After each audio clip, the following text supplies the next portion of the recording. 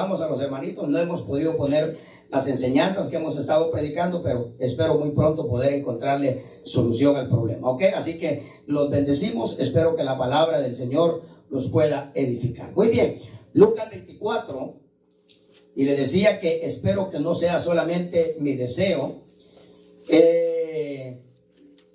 para poder ver cómo me va acá, diferente, si me va diferente a cómo me fue el miércoles. Allá el día miércoles me cuesta concentrarme un poquito por causa de diferentes cosas, y considero yo que es una palabra, esta palabra, considero que porque encierra una esperanza, porque encierra una promesa para nosotros, porque el Señor quiere que nosotros seamos cristianos, que caminemos como aquellos que tienen esperanza, ¿ok? Como aquellos que tienen esperanza, ¿ok? Bueno, que caminemos como aquellos que tienen promesas de Dios. Solo que la Escritura declara que es estando en Cristo que todas las promesas son sí. Solo estando en Cristo. Por eso que aquel corito decía, las promesas del Señor mías son, decía. En la Biblia yo las leo y yo creo que es la verdad. Eso no basta. Pablo dice que en Cristo, dice, todas las promesas son amén. ¿Ok?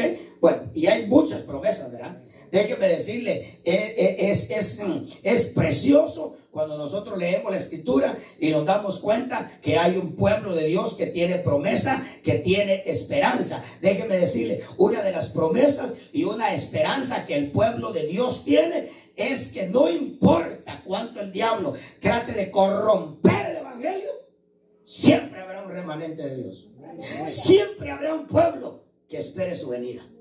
¿Ok? Siempre habrá un pueblo que la luz va a resplandecer en las tinieblas. ¿Ok? Bueno, esas son las promesas. La promesa que hay un pueblo de Dios que lleva es que dijo que ni las puertas del Hades ni las puertas del infierno prevalecerían contra esa iglesia. Si seré yo o si será usted de esa iglesia, I do not know. No sé. Lo único que sé es que usted y yo tenemos esa oferta. Pero las ofertas o las tomamos o las dejamos, ¿ok? Porque definitivamente estamos en el tiempo en el que el evangelio es expuesto, no es impuesto. Ahora el Señor nos dice, ¿quieres que yo reine sobre ti?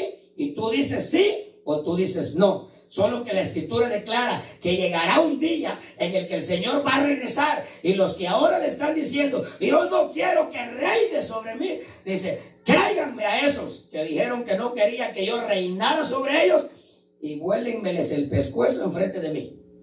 Dice literalmente la Biblia. Miren lo que viene a hacer. Miren lo que Él viene a hacer. A esos que dicen no queremos que Él reine. Ha leído aquel texto que dice rompamos sus cadenas, rompamos, porque mire, en su misericordia, como Dios sabe que nosotros no queremos, en su misericordia Él nos amarra. ¿Tendría que amarrarnos? Mire, ¿dónde estaría usted si Cristo no lo amarrara a usted? ¿Sabe que uno de mis miedos, aquel chiquitín le gusta dormir con nosotros? Pero hermano, es un gusano para dormir. ¿Ok? Es un gusano para dormir. Y le cuento que ya probó el piso. ¿Ok? ¿Sabe qué he pensado yo? Amarrarme algo a la cintura y amarrárselo a él en la piernita. Amarrarle a la cintura un lazo a mi esposa y amarrarle la otra punta a él, para que cuando él esté a punto de irse para abajo, pues entonces que no se vaya, ¿verdad? Bueno, dice la Escritura que sabiendo Dios que usted siempre se le escapa, y yo también. Amén. Dice que Él nos amarra. Pero ¿sabe qué dice el Salmo 2? Dice que nosotros decimos, tráigame un cuchillo, rompamos sus lazos, dice. O sea que Él nos amarra y nosotros nos cortamos. Cortamos las... Ahí en el Salmo 2. Búscame el Salmo 2. Cortamos y echamos de Él sus ataduras, dice. ¿Qué es una atadura? Algo con que lo amarran a uno, ¿verdad? Hermano, ¿dónde estuvieron usted y yo? Si él no nos amarrara. Pero es que David dijo, los lazos me cayeron en lugares deleitosos, dijo. Pero dice en el Salmo 2, rompamos, dice, esas ataduras. Rompamos los lazos que él se amarró una punta de lazo a él y la otra nos amarró. Mire, ¿ha visto usted niños pícaros que son hermanos? ¿Ha visto a la mamá amarrada y al niño amarrado? ¿Lo ha visto? Ese es Dios con usted y conmigo. Pero ahí andamos nosotros con la tijerita, hermano. Y dice Dios, otra vez, verá, amarrarnos. Tengamos cuidado que un día de estos ya no lo van a amarrar. Bueno, ¿lo encontraste? Léemelo, por favor. Dice, se levantan los reyes de la tierra y los gobernantes traman unidos. Oiga, se levantan los reyes de la tierra y los gobernantes traman unidos. ¿Contra quién? Contra el Señor. Y oiga lo que dice. Y contra sus ungidos diciendo, rompamos sus cadenas y echemos de nosotros sus cuerdas. Rompamos sus cadenas y echemos de nosotros sus cuerdas. Mire, somos tan tercos. ¿Me permite la expresión? Bueno, ya se la dije. Somos tan tercos. Sí, lo dice Romanos. Dice, por causa de tu terquedad. ¿Lo ha leído? Y tu corazón no arrepentido, estás acumulando ira para ti en el día de la ira. Retiro el perdón. La pedida perdón, pues. Pero somos tan tercos que el Señor viene y nos amarra con un lazo. Pero como el lazo es fácil para cortar, entonces viene el Señor y nos amarra con una cadena. ¿Rompe usted una cadena con un cuchillo? Hermano, mire cómo somos. Dice, mire, rompamos sus cadenas y echemos de nosotros sus cuerdas, dice. Nos amarra con cuerdas y las rompemos. Nos amarra con cadenas y tratamos de romper y lo logramos. Qué amores del Señor, ¿verdad? Amén. Hermano, ¿quiénes seremos realmente para que el Señor sea tan insistente con nosotros? ¿Quiénes somos, hermano? Bueno, yo no sé. Usted sabrá quiénes somos. Oiga lo que el Señor dice después. Lee. El que se sienta como rey en los cielos se ríe. El Señor se burla de ellos. Luego les hablará en su ira y en su furor los aterrará diciendo: La tribulación. Ajá. Pero yo mismo he consagrado a mi rey sobre Sión. Hasta ahí. Ya le di lo que tenía que hacer. Bueno, déjeme decir, aprovechemos. Pidámosle a Él que nos ayude. Dígale, Señor, que yo permita. Porque Él dice que está fuera, ¿verdad?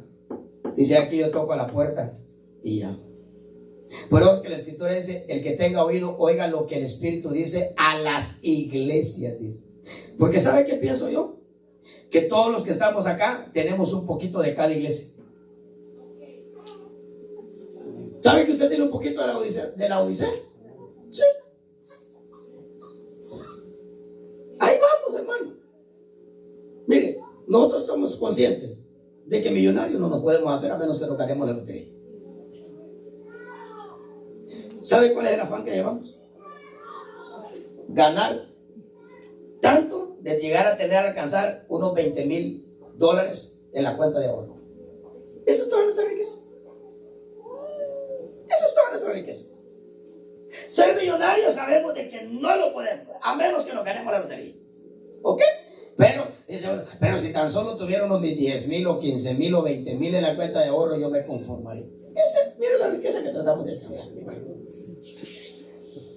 Muy bien. Entonces le decía que para mí es importante porque es un pasaje que contiene una esperanza y que contiene una promesa. Y espero que no sea solamente mi deseo a ver cómo me va acá, comparado a cómo me va el día miércoles allá, cuando un niño se levanta, que no sé qué, que no sé cuánto, y mucha distracción. Cuesta predicar con distracción, ¿ok? Cuesta predicar con distracción. Pero vamos a ver a usted acá, que está calladito, que no hay distracciones, a ver cómo recibe esta palabra, ¿ok? Bueno, Lucas 24. versículo número... Vamos a leer el 44 para poder entender el 45. ¿Ok? Gloria al Señor. Cuando lo tenga me dice amén. Si está despierto me dice amén. Si está enojado me dice amén. Si tiene hambre me dice amén. Bueno, tiene hambre porque no quiso comer. O es piqui y no le gusta el pescado. El pecado sí, el pescado no. Bueno. Y les dijo el Señor Jesucristo a los 12. Y les dijo, a manera de reclamo, porque estaba viendo en ellos una actitud. Oh, gracias, hijo. Decímelo claramente, no te preocupes. Gracias. Y les dijo esto a manera de reclamo, porque estaba viendo que no estaban ubicados donde tenían que estar ubicados.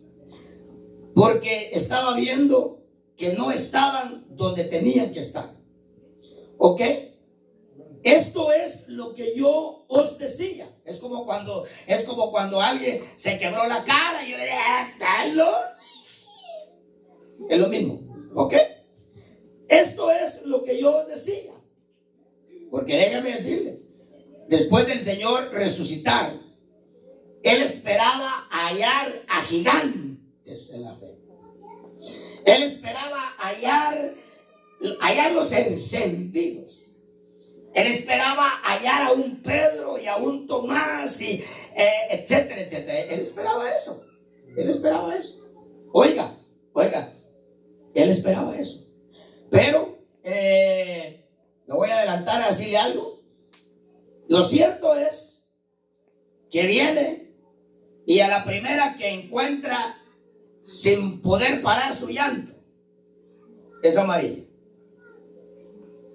La primera que la encuentra buscando ella a un vivo, a un muerto que vive.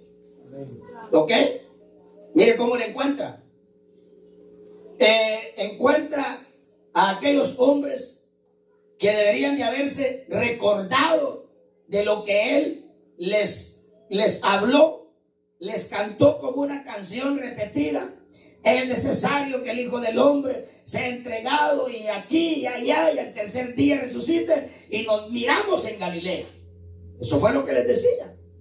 Pero dice la Escritura que cuando las mujeres le llegaron a decir a ellos que habían visto al Señor, dice que a ellos les pareció que lo que las mujeres decían eran disparates. ¿Cómo estarían?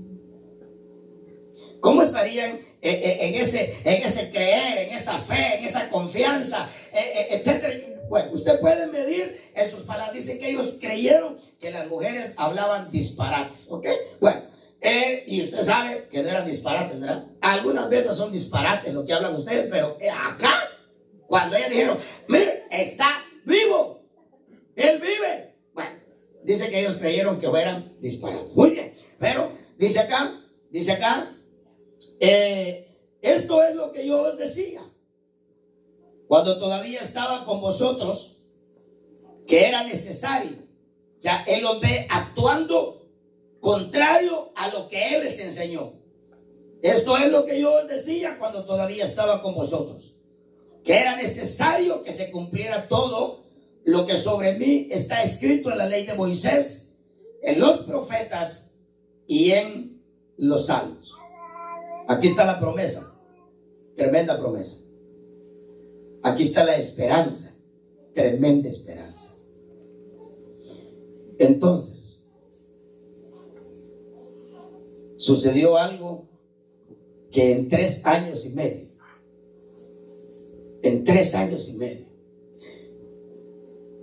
porque pensemos que ese tiempo fue. Los teólogos creen que el Señor Jesucristo predicó aproximadamente 3 años y medio. Pero 3 años y medio, donde los cultos de Él no eran de 2 horas, no eran de 3. de 16 horas o de 18 horas que el Señor pasaba despierto, ¿cuántas horas cree usted que enseñaba? Dígame un número, predique conmigo. ¿Ok? Uno por uno. Joel, ya que no hablas. Milton. Pasaba muchas horas, como De 18, ¿cuántas crees tú que le enseñaba? unas 6, 8 horas. 6, 8 horas. Max, pensá. 12, 12. unas 10. Mano Rogelio. Si a veces ni dormir, quiere decir que todas las 18 horas. ¿Sabe qué pienso yo? Yo pienso que Mano Rogelio. Porque si yo me siento en una mesa y usted me comienza a hablar de la Biblia, yo hablo de la Biblia. Si se monta en el carro conmigo y me empieza a hacer preguntas, mire, los muchachos han experimentado. Hermano, llegamos a Yori hablando. ¿Cómo sería? Yo pienso que él comiendo y enseñando. Yo pienso que él de camino y hablando. Ahora, acá sucede algo que yo creo que le va a suceder al remanente de él. No le va a suceder a todos los evangélicos. No le va a suceder a todos los evangélicos. Aquí está algo que va a suceder. Porque ¿qué es lo que será? Lo mismo que ya fue. ¿Ok? Acá hay una bendición tremenda. Algo que si la entendemos nos va a ayudar a levantarnos, nos va a ayudar a animarnos, nos va a ayudar a echar hacia adelante, nos va a ayudar a dejar toda frustración atrás, etcétera, etcétera. Aquí hay una promesa. La palabra es corta, pero la promesa y la esperanza que el Señor nos ofrece acá es grande. Acá sucede algo que en los 3 años y medio, sean 8 horas, sean 10 horas, sean 15 horas, sean 18 horas, déjeme decirle, sucede algo que en ese tiempo, 3 años y medio, Cristo, estamos hablando de Cristo, no logró hacer en ellos. Oiga eso. De los 7 días, ¿cuántos días cree usted que enseñaba? ¿Ah? Le hago una pregunta. ¿Hubiese aguantado usted ser seguidor de Cristo?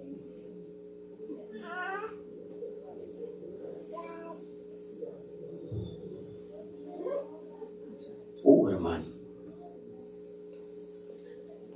¿Hubiera usted aguantado ser de los 3? Porque déjeme decirle, de los 12, 9 tenían el privilegio de que cuando Cristo se iba a orar,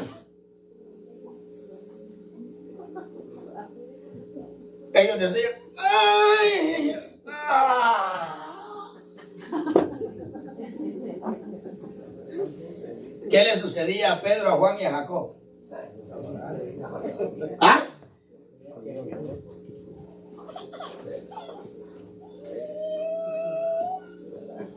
Tenían que ir. Eso no podían hacer eso. En los 3 años y medio, dice que no logró abrirles la mente para entender.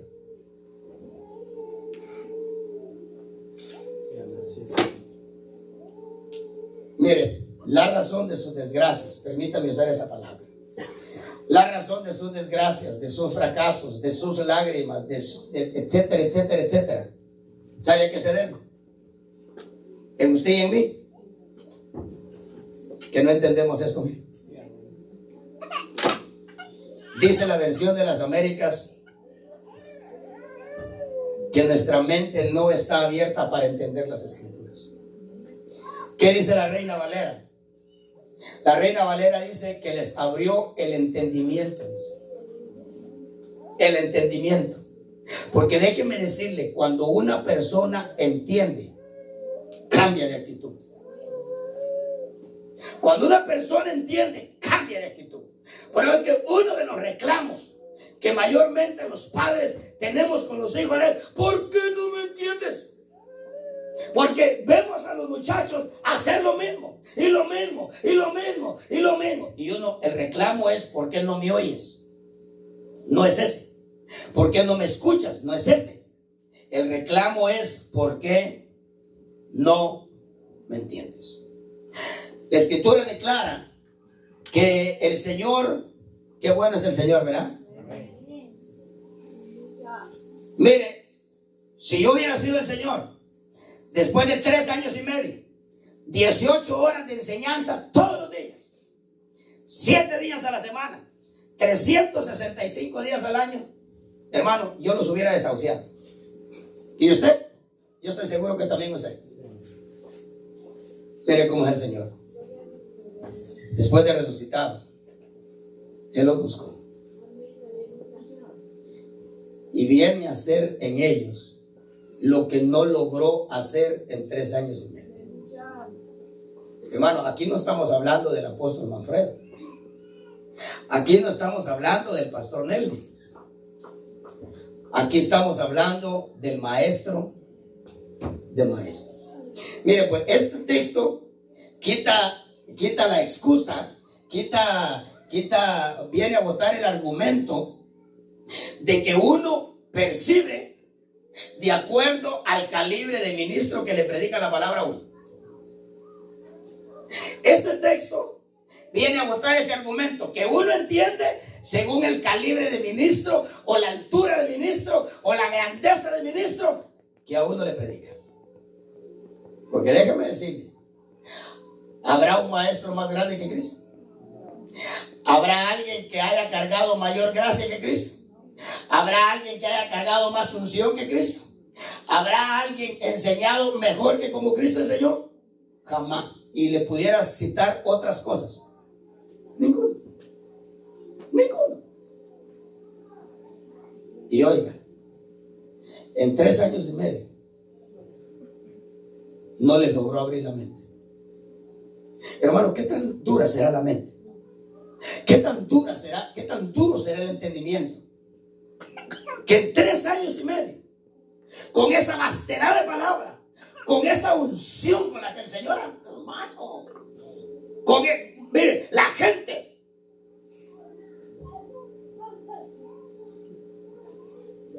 oía a Cristo, pero con hermano, la gente testificaba: este nos predica como quien tiene autoridad, etcétera, etcétera. Oh, hermano, usted se imagina haber escuchado un mensaje del Señor.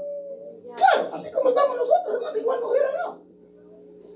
Pero habían corazones, hermano, que temblaban ante la palabra del Señor, porque nunca ha dejado de haber gente que tiemble ante la palabra del Señor. Cuando usted lee Esdras y Nehemías, dice que Esdras reunió gente, y entre toda esa gente dice que había gente que temblaba delante de la palabra del Señor, porque nunca dejará de haber gente. Ahora, fíjese pues, esta es una promesa.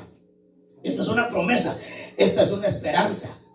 Porque déjeme decirle, ahora, ¿qué irá a tomar en cuenta Dios para esta esperanza, para esta promesa? Eso lo tenemos que preguntar a Él nosotros. Pero déjeme decirle, lo que hasta ahora no le ha podido abrir el entendimiento a usted, lo que ahora no le ha podido abrir la mente a usted para entender las Escrituras, déjeme decirle, viene un tiempo en el que Cristo va a venir a abrir el entendimiento.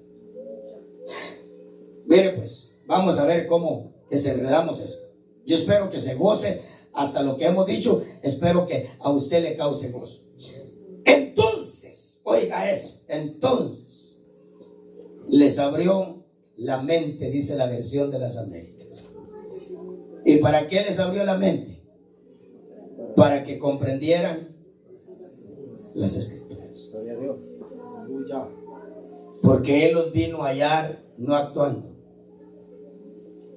como tenían que estar actuando. ¿Cómo encontró a los 2 de Emaús?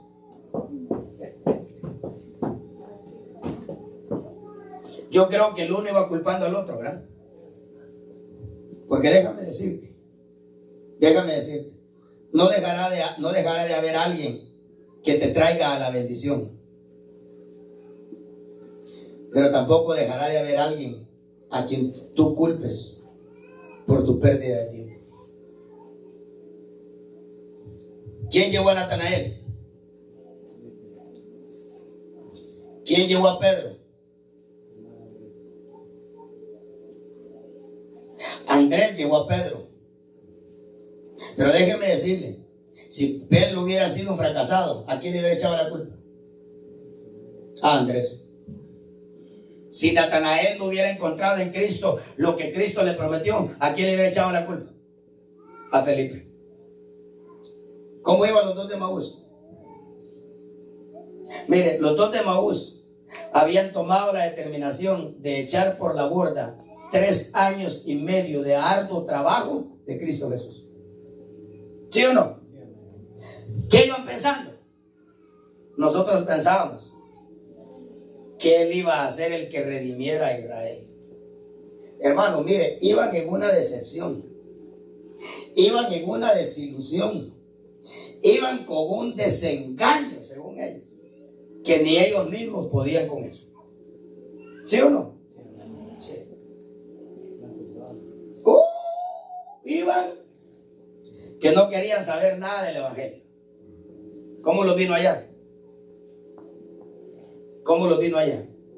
Ahora, por eso es que Él entiende que cuando nosotros no podemos hacer o no estamos actuando como tendríamos que actuar, un solo problema hay: nuestro entendimiento todavía no se ha abierto para nosotros entender las Escrituras. ¿Habrá algo? Yo sé que hay gente acá, pero ¿habrá alguien acá que haya cambiado de pensamiento, que haya cambiado de actitud, que haya cambiado de rumbo, porque déjeme decirle, porque leyendo su Biblia en la casa, el Señor le habló por medio de la Escritura? Mire, yo como pastor he experimentado, dice, pastor, ¿qué te pasa? Pues mire, eso que usted me ha venido diciendo por 7 años en la iglesia, lo acabo de entender en la vida. Sí. Bueno, cuando uno no entiende las cosas, mire, yo sigo hallando dinero.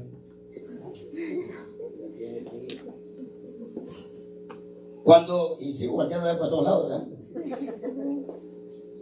Bueno, sigamos leyendo acá. Y ya va a ver lo que está en juego acá. Entonces les abrió la mente para que comprendieran las Escrituras. Y les dijo: así está escrito que el Cristo padeciera y resucitara de entre los muertos al tercer día, y que en su nombre se predicara el arrepentimiento para el perdón de los pecados a todas las naciones, comenzando desde Jerusalén. Vosotros sois testigos de estas cosas. Miren lo que estaba en juego.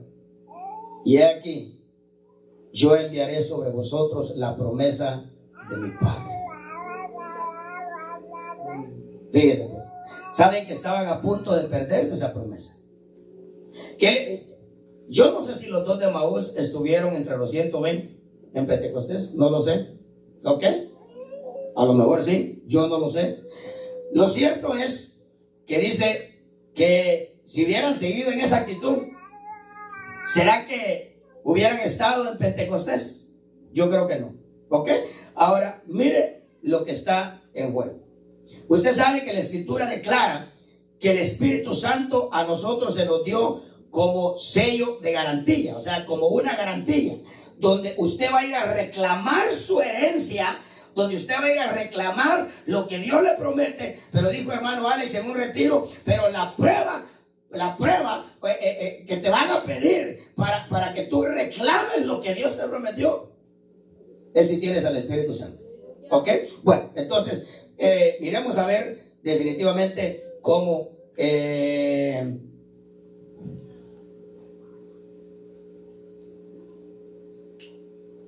terminamos de leer. Hay algo bonito acá. Verso 50. Entonces los condujo fuera de la ciudad hasta cerca de Betania, y alzando sus manos, pues, miren lo que se iban a perder también, los bendijo. Los bendijo. Y noten, esta no es bendición de un apóstol, esta no es bendición de alguien humano, esta es bendición de él. Y los bendijo. Mire, ¿no quisiera usted que Cristo lo bendijera?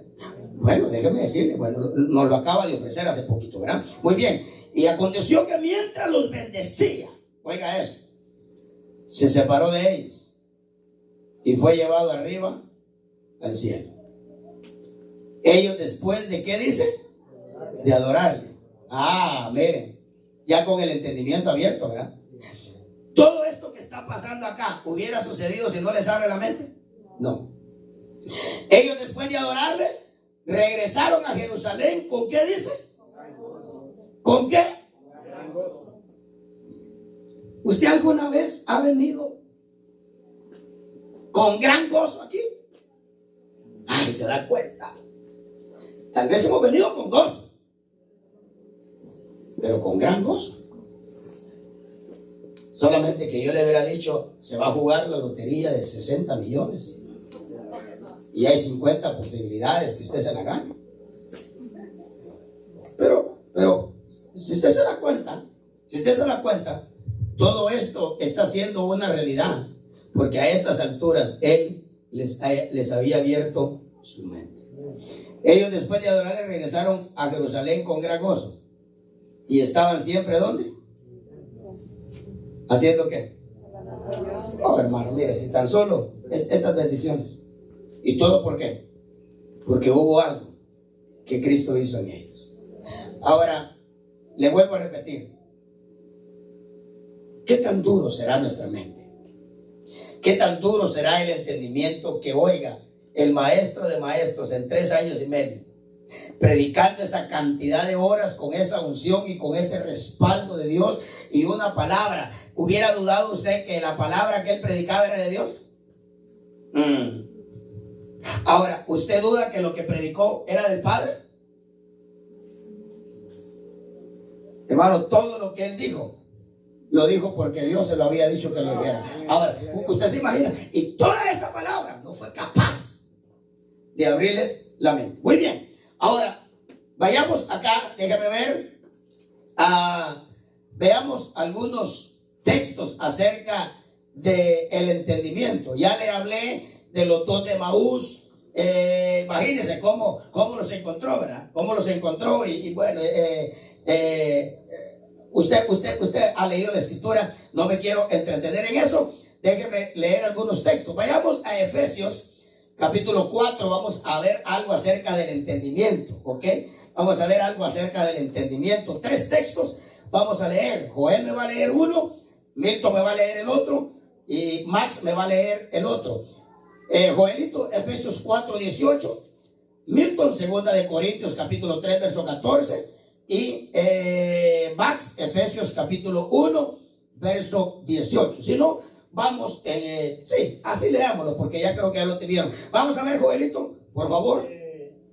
Entenebrecidos en su entendimiento. Léeme un texto atrás. Esto digo pues, y afirmo juntamente con el Señor. Oiga eso. Ya no andéis así como andan también los gentiles en la vanidad de su mente. Oiga eso. Oiga eso. El apóstol Pablo por el Espíritu está pidiendo que ya no andemos como los demás gentiles, envanecidos. Dice, vamos a ver, léemelo otra vez. Dice, eso digo pues, y afirmo juntamente con el Señor, que ya no andéis así como andan también los gentiles en la vanidad de su mente. En la vanidad de su mente. Entenebrecidos en su entendimiento, excluidos de la vida de Dios por causa de la ignorancia que hay en ellos, por la dureza de su corazón. Fíjese pues, mire ese texto pues. Si usted se da cuenta, ese texto dice entenebrecidos en su entendimiento. Claro, usted tiene que irse al diccionario español o a Google y preguntarle a Google el significado de entenebrecimiento. ¿Ok? Dice entenebrecidos en su entendimiento. Dice que eso hace algo en un cristiano. Lo excluye de la vida de Dios. Aquí hemos hablado lo que es vida de Dios, ¿verdad? La vida de Dios es un poder, es una gracia, es algo dentro de uno que no importa las circunstancias adversas que uno vive, uno está gozoso. ¿Ok? Uno tiene razón de vivir. ¿Ok? ¿Me oyó eso? La vida de Dios, no importa las circunstancias adversas que usted vive. La vida de Dios le grita a usted, que dice el corito, que vale la pena vivir. Gloria a Dios. La vida de Dios, no importa cuán golpeado físicamente usted esté, injustamente. No importa si aún está preso. El que tiene la vida de Dios reventada la espalda por causa de los golpes, quiere cantarle a Dios. Esa es la vida de Dios. Pero oiga lo que dice ahí. Dice que el entenebrecido en su mente está excluido de la vida de Dios. Ahora déjeme decir, ¿qué hacemos nosotros dentro de una iglesia excluidos de la vida de Dios? Si el propósito del evangelio es para que tuviéramos vida y para que la tuviéramos en abundancia. Jesucristo dijo, yo para esto vine. Yo para esto vine. Fíjense que el Señor no vino ni siquiera para salvarnos. Porque déjeme decirle, voy a hablar incluyentemente para no rogar altivo, para no sonar altivo. Pero déjeme decirle, hay muchos salvos viviendo infelizmente. Hay muchos salvos viviendo una vida en el evangelio sin sabores. Pero Cristo dijo, pero yo vine para salvarte y para que tuvieras vida y para que la tuvieras en abundancia. Denle una ofrenda de aplausos al Señor si usted lo entiende. Si usted lo entiende. Oh, hermano. Yo necesito experimentar la vida de Dios. Yo necesito tener la vida de Dios en mí. Y yo estoy seguro que usted también tiene esa necesidad. ¿Ok? Bueno. No, hermano, porque a veces como caminamos, ¿verdad? A una cena y a la fuerza vamos. ¿Se acuerdan la parábola? Dice que hizo una cena y dice que el Señor dijo, fórzanos a entrar. Porque a la fuerza, hermano. Bueno, fíjense pues, pastor, ¿cómo hago yo para librarme del entenebrecimiento en mi entendimiento? Porque ahí dice que de lo que Dios te quiere librar es que tu entendimiento se entenebrezca. Aquí lo puse yo, mire. Dice que déjeme ver, entenebrecimiento es dejar un lugar en tinieblas. Es tu entendimiento dejado en tinieblas, dejado en oscuridad. Eso es entenebrecimiento. Es dejar un lugar en oscuridad. Eso es entenebrecimiento. Ahora, ahí te dice que vas a sufrir por eso. Serás excluido de la vida de Dios. ¿Ok? Serás excluido de la vida de Dios. Pero vale la pena hacer la pregunta y dar la respuesta. ¿Qué hago yo para librarme del entenebrecimiento de mente? El primer versículo que leyó Joelito lo dice allí. Lo oye otra vez. Oiga lo que dice. Mire lo que nos libra, lo que nos libraría a nosotros del entenebrecimiento de mente. Vamos a ver. Esto digo. Sí. Esto digo, pues, y afirmo juntamente con el Señor. Detenete ahí. Esto digo pues, y lo afirma juntamente con el hermano Nelvin de la iglesia. ¿No? Con el Señor. Ahora yo le pregunto, ¿tendrá peso eso? ¿Y qué dijo Pablo que no hiciéramos para librarnos del entenebrecimiento de mente? Oiga. Que ya no andéis así como andan también los gentiles en la vanidad de su mente. Detenete ahí. Que ya no andéis como andan los demás gentiles. Pero si usted es gentil, usted es judío, ¿Está descubriendo sus raíces judías? Dice que ya no andéis como andan los demás gentiles, en la vanidad de su mente, teniendo el entendimiento entenebrecidos, excluidos de la vida de Dios por la dureza que hay en sus corazones. Y si usted sigue leyendo, causa miedo en lo que el cristiano va cayendo. Seguime leyendo para asustar a los hermanos. Y ellos, habiendo llegado a ser insensibles. Detenete ahí. Dice pues, ¿qué es lo siguiente? ¿O qué es lo anterior a eso? Dice, por la dureza del corazón. O sea, excluidos de la... oiga pues, en la vanidad de su mente los lleva a ser entenebrecidos en su entendimiento. Ser entenebrecidos en su entendimiento los lleva a ser excluidos de la vida de Dios.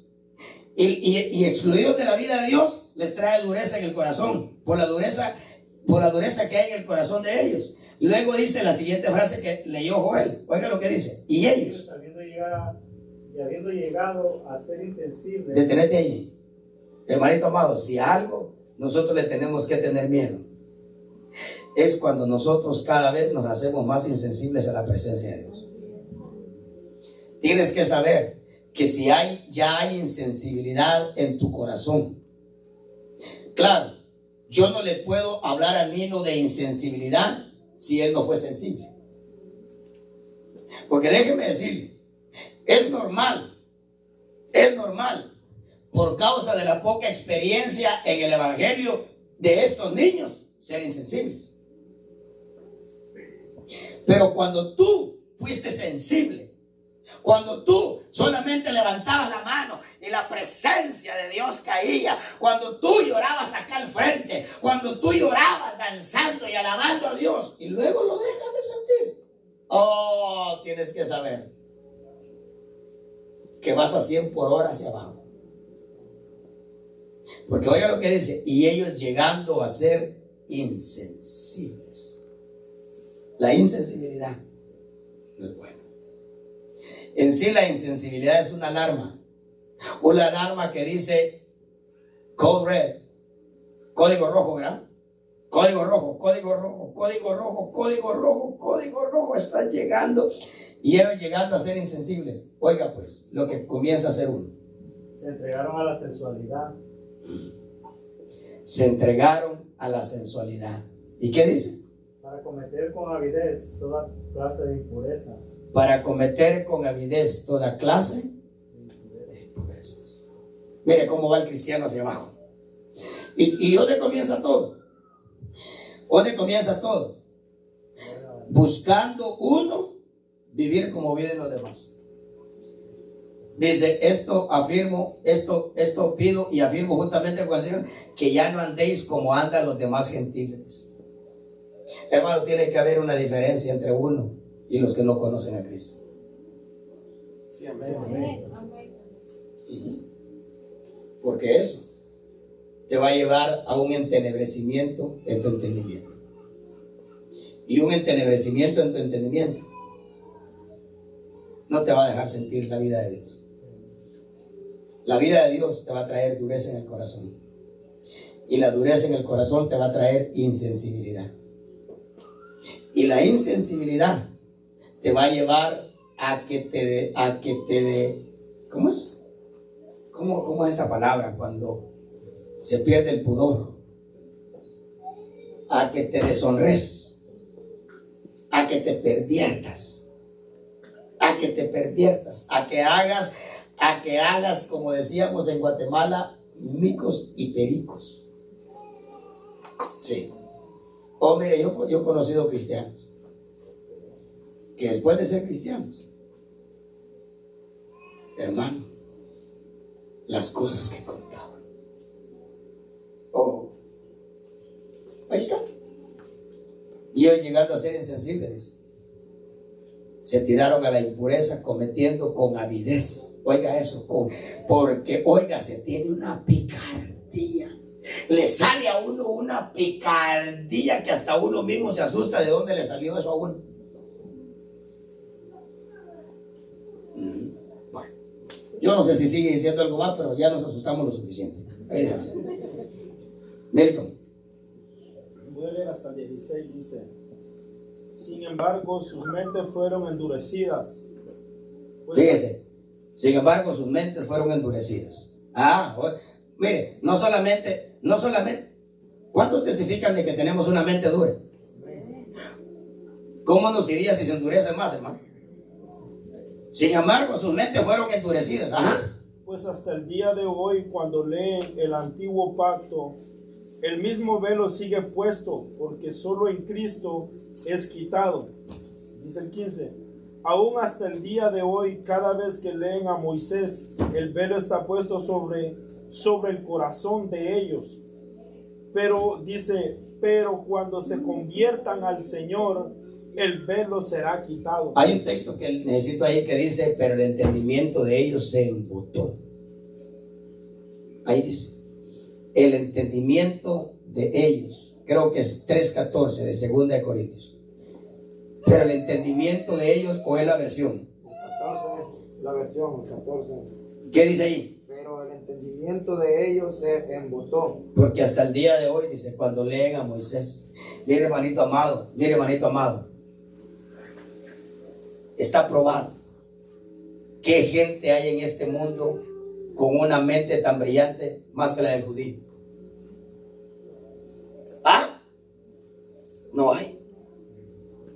No hay. Está probado. ¿Quién puede negar eso? ¿Quién puede negar eso? Y déjeme decirle, dice que todavía siguen leyendo dos cosas que no tendrían que seguir leyendo: el antiguo pacto, y en vez de leer a Cristo, leen de Moisés. ¿Por qué? Porque el entendimiento se embotó. Ahora, ¿qué significa la palabra embotamiento? Oiga lo que dice. Dice que significa entorpecimiento, turbación o atontamiento. El entendimiento de ellos se embotó de eso. Bueno, vamos a leer el otro. Max. Te voy a leer el 17 también. Vamos a ver. Dice, para que el Dios de nuestro Señor Jesucristo, el Padre de gloria, os dé espíritu de sabiduría y de revelación en el conocimiento de Él, alumbrando los ojos de vuestro entendimiento. Detente ahí. O sea que el entendimiento tiene ojos. Hermano, ¿cuántos ojos? Mire, usted ya aparece en los 4 seres vivientes de Apocalipsis. Porque dice que el alma tiene ojos. Porque dice que la mente tiene ojos. Porque dice que el corazón tiene ojos. Y ahora acá dice que el entendimiento tiene ojos. Alumbrando los ojos ¿de qué? De vuestro entendimiento. Mire pues, ¿verdad que abiertos los ojos usted mira luz? Cierra los ojos. ¿Qué mira? Oscuridad. Entonces cuando dice que no tenemos que dejar que nuestro entendimiento se entenebrezca, lo que está diciendo es: no dejes que los ojos de tu entendimiento se cierren. Alumbrando, dice, mire, los ojos de vuestro entendimiento. Y luego dice, ¿para qué? ¿Para qué dice? Para que sepáis cuál es la esperanza a que Él os ha llamado. 3 bendiciones. 1, ¿cuál es la esperanza al que Él los ha llamado? 2, ¿y cuál es la riqueza de la gloria de su herencia en los santos? 2, 3. La tercera. Hasta ahí. La herencia de gloria de su herencia en los santos. Ajá. El verso 19 dice: ¿y cuál es la supereminente grandeza de su poder para con nosotros los que creemos? Mire, ahí nos quedamos perdidos nosotros. En esos versículos pasamos de largo a otro porque decimos, la última. Léeme la última. Según la operación. No, la última. Esa, la última bendición, porque la tienes que enumerar como 3 bendiciones. Sí. Dice que Él alumbre los ojos de vuestro entendimiento para que ustedes puedan saber cuál es la esperanza al que Él los ha llamado. Número 1, cuáles son las riquezas de su gracia, de la herencia de los santos. 2, y luego la tercera. ¿Y cuál es la supereminente grandeza de su poder? Del poder con nosotros? para con nosotros. Oiga pues, ahora, oiga eso. Hay un poder. ¿Qué hizo ese poder en Cristo? Oiga lo que hizo ese poder en Cristo. según la operación del poder de su fuerza, la cual operó en Cristo, resucitándolo de entre los muertos Ajá. y sentándolo a su diestra en los lugares celestiales. Mire pues, hay un poder. Mire, solamente hay un poder. Dice Romanos, dice Pablo en Romanos, que si el espíritu de aquel que levantó a Cristo entre los muertos habita en nosotros, dice, el mismo que levantó a Cristo entre los muertos le dará vida a estos cuerpos mortales. Ese texto es igual. Dice acá, ¿cuál es la extraordinaria grandeza de su poder? Ese poder que actuó en Cristo de dos maneras. Número uno, resucitando de los muertos. Número dos, dice, y sentándolo a la diestra en lugares. ¿Sabe que el camino a la iglesia es la misma? El camino de la iglesia es la misma. El 21 y el 22 también confirma. Es que te digo, pero mire toda la bendición que hay en solamente que el entendimiento se alumbrara. Yo le venía diciendo a mi esposa y aún a mis hijas, cómo quisiera yo que Victoria me entendiera. Le decía a ella, cómo quisiera que tú me entendieras. Y sabe que hoy después yo, me quebranto eso. No lloré solamente porque. Y me dijo Dios, cómo quisiera que tú me entendieras. Hermano, se me salieron. Tuve que voltear la cara para otro lado. Porque cómo quisiera yo que mi hija, antes de llorar, me entendiera. Cómo quisiera que mi esposa, antes de llorar, me entendiera. Pero luego Dios dijo a mí, aquí, cómo quisiera que tú me entendieras. Ahora, vayamos a Lucas. Y ahí vamos a ir terminando. Fíjese pues, ¿qué es lo que será? Lo mismo que ya fue. ¿Ok? Déjenme hacérselo gráfico. Ojalá que me puedan seguir en la cámara. Déjenme hacérselo gráfico. ¿Qué horas son? No me vaya a decir las horas de mi corazón. Por el amor de Dios. 9:21, ¿verdad? Gracias. Fíjense pues.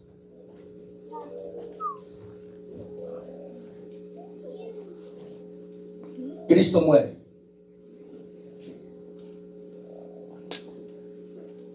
Cristo muere. Y pasa a los 40 días. ¿Ok? Resucitado. ¿Qué hizo en esos 40 días? ¿Cuáles fueron las bendiciones que hizo en esos 40 días? Una de las bendiciones que hizo en los 40 días es que les abrió la mente. Hermano, ¿quién fuera usted si entendiera? ¿Quién fuera usted si entendiera? ¿Quién fuera usted un cristiano con mente abierta en Dios? Mente para entender esto. ¿Quién fuera usted? Ahora, fíjese pues, una de las bendiciones que hizo fue abrir la mente para esto. Mire, yo quisiera que me cerraran la mente para entender las películas. Yo quisiera que me cerraran el entendimiento para no entender nada del pecado. Pero déjenme decirle, ¿cómo está el entendimiento para eso? Ahora, Cristo muere. ¿Verdad que sí?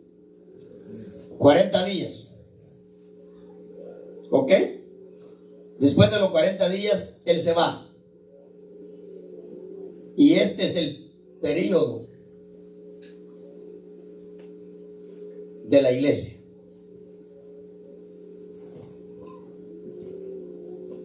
Aquí resucita. Este es el periodo de la iglesia. Pero oiga, acá Él le predica a la iglesia. Estamos hablando de los 70, de los 80, allá cuando se llenaban los estadios. ¿Ok? Allá donde podríamos decir, si pudiéramos hacer una rayita acá,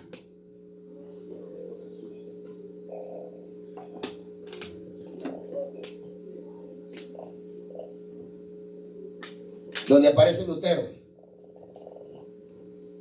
Donde aparece Lutero, y aquí podríamos decir el nacimiento de Cristo en el Evangelio. ¿Me está entendiendo? Acá nació, como que haya nacido Cristo. Como que haya nacido Cristo acá. O no nació Cristo. Déjeme decirle, la iglesia estaba en oscuridad. La iglesia estaba en oscuridad. Se estaba saliendo del oscurantismo. ¿No cree usted que era como, así como estaba Israel? ¿Cómo estaba Israel de religión cuando Cristo nació?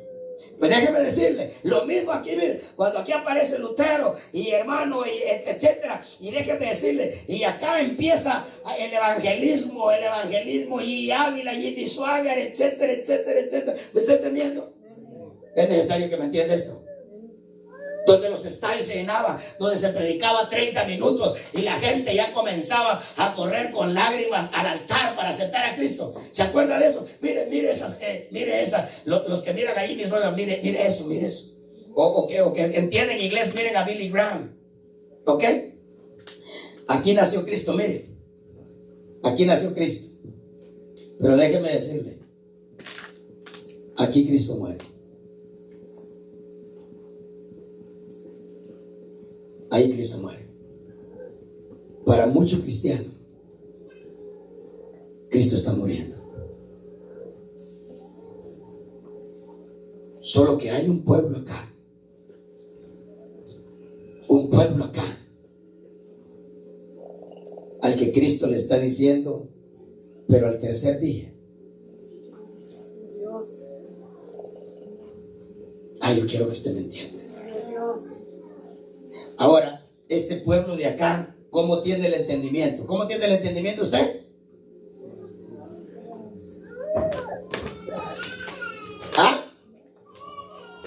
Porque si usted me llega a decir que lo tiene abierto, le voy a decir que entonces, ¿por qué no me entiende? ¿Me está entendiendo, verdad? Aquí nace Cristo. Pero cuando Cristo nació aquí, ¿con qué propósito nació? ¿Para vivir o para morir? Para morir. Acá resucita. Acá les cumplió a los primeros abrirles el entendimiento. ¿Ok? Acá abrió entendimiento. ¿A todos los que le predicó? No. Dice como a 500 hermanos. ¿Ok? ¿A cuántos millones? ¿Para cuántos millones nacería Cristo acá? Hermano.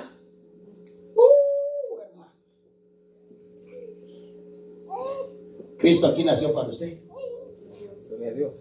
Pero déjeme decirle, ahí están los textos en la Biblia.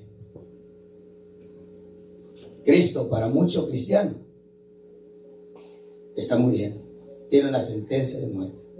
En sí, los apóstoles, a la manera de Judas, lo están vendiendo. Porque se va a volver a repetir otra vez lo que sucedió allá.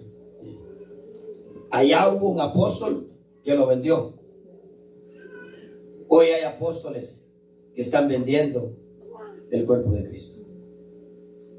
Allá hubo un apóstol que lo negó. Hoy están habiendo apóstoles, dice Pedro o Pablo a Tito, que lo confiesan con su boca, pero con sus hechos lo niegan. ¿Qué es lo que será?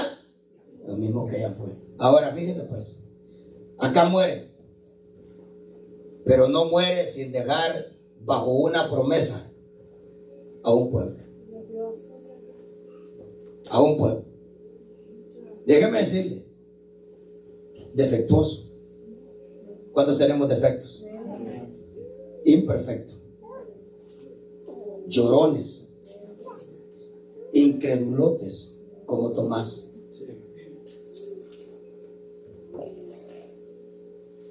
Dispuestos a tirar todo por la borda, como los dos de Maús.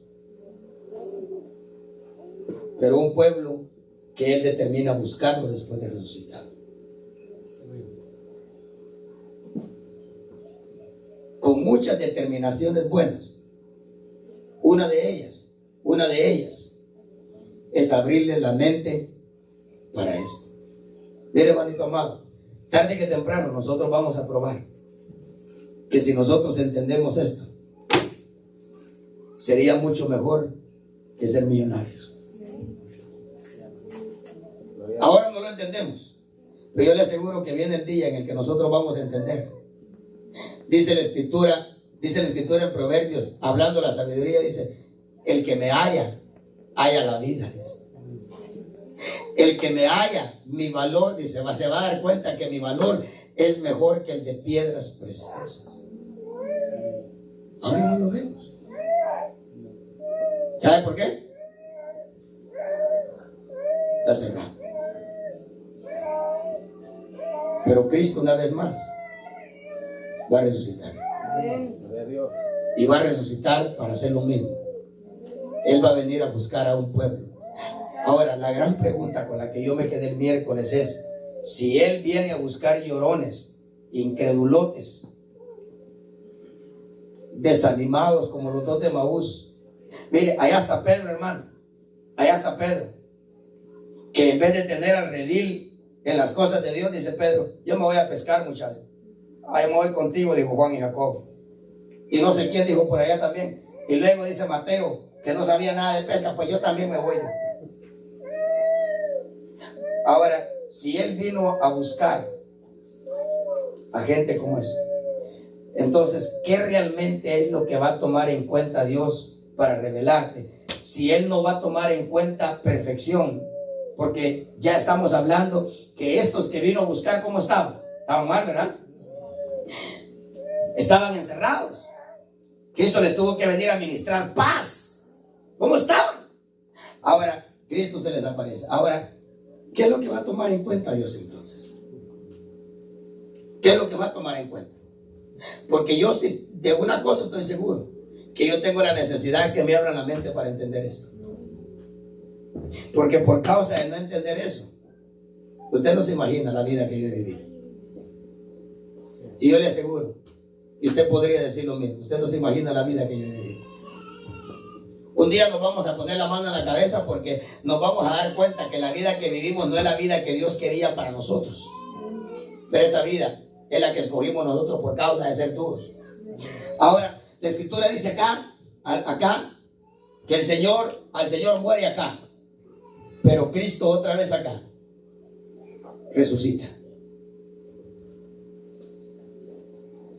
Pero ya no resucita para los millones a los que Él les predicó. Acá, fíjense, cuánta gente, ¿verdad? Cuánta gente Cristo alumbró acá. Para cuánta gente Cristo nació acá. Millones. Pero es cuando resucite acá, solo va a resucitar para la iglesia que se va a llevar. ¿Que cuál irá a ser el porcentaje? Pero antes de eso, es necesario que nos abran el entendimiento. Mira, hermano, esa es una tremenda promesa. Eso quiere decir que Dios no se ha dado por vencido. Eso significa que Dios seguirá insistiendo con usted. Oh, déjeme decir, Pedro le llama a esa resurrección, dice: cuando aparezca en vuestros corazones el lucero de la mañana. Gloria a Dios. Entonces, nuestro entendimiento. Mire, ahí es donde vamos a caer de rodillas y vamos a llorar como niños. Porque a fin habremos entendido. Mire, quiere que lo leamos. Y ahí termino. Son las 9:30. Vayamos a Esdras o a Nehemías. No sé si es Esdras o Nehemías. Mire lo que le sucede a la gente que entiende, pues. Esdras y Nehemías, o Nehemías. Vayamos a Nehemías primero. Creo que es más Nehemías que Esdras, o a lo mejor es Esdras. Vamos a ver Esdras, donde dice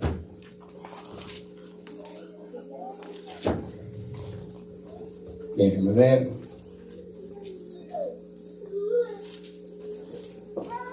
Santo Dios.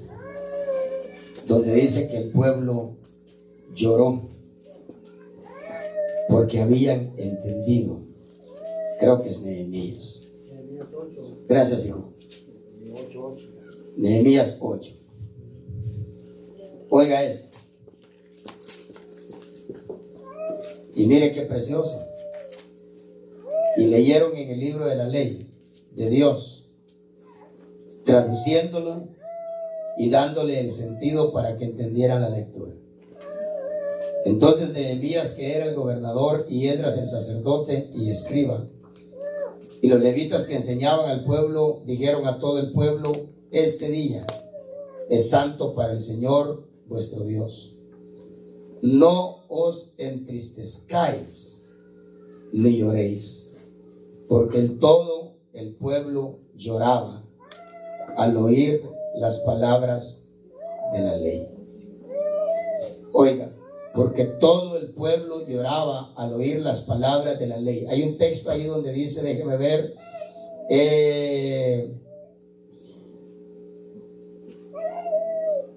y todo el pueblo, dice el verso 12, se fue a comer, a beber, a mandar porciones y a celebrar una gran fiesta, porque comprendieron las palabras que les habían enseñado.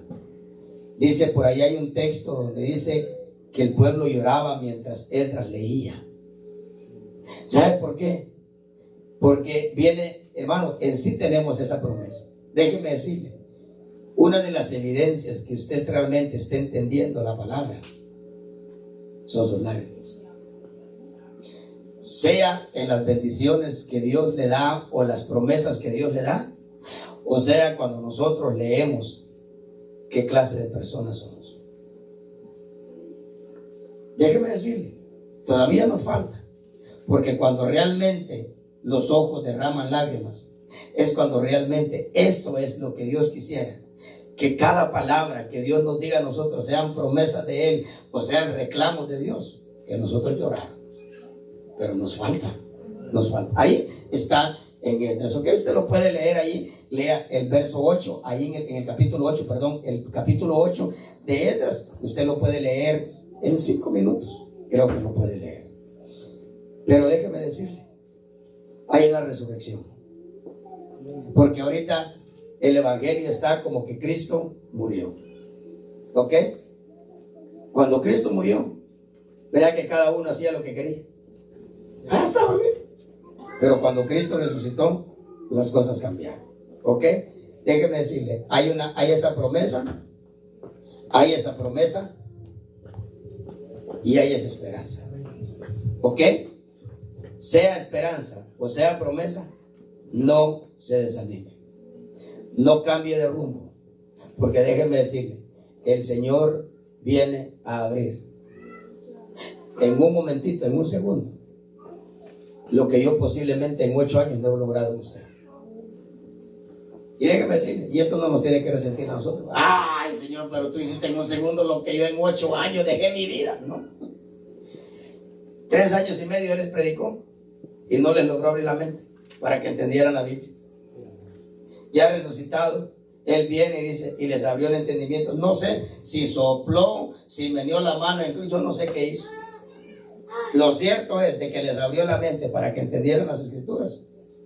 Sí. Sí. Y es interesante, ¿verdad? Cuando uno definitivamente experimenta eso.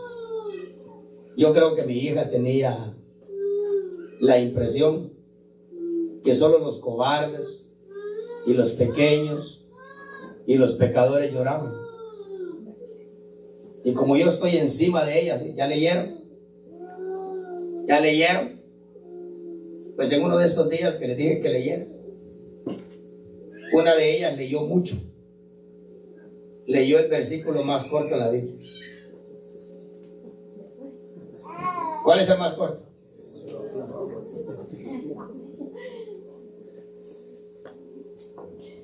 Y trató de explicarme la bendición que le había causado saber que Jesús había llorado y no pudo.